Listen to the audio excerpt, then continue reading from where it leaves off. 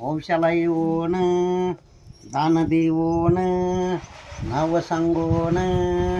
हात पवित्र धर्म करावा मुख पवित्र पर्व बोलावा कान पवित्र हरिनाम ऐकावा नेत्र पवित्र माय बहीण ओळखावा पाया पवित्र इथं करावा जन्म जायाचा गुन्हा नाही आता संसार पाणीचा मानता बुड अल्ला हंकार टाकीला पसार चालला नाही जर माई वाचून माई अनुभव बापा वाचून जन्मान होव पुत्रा वाचून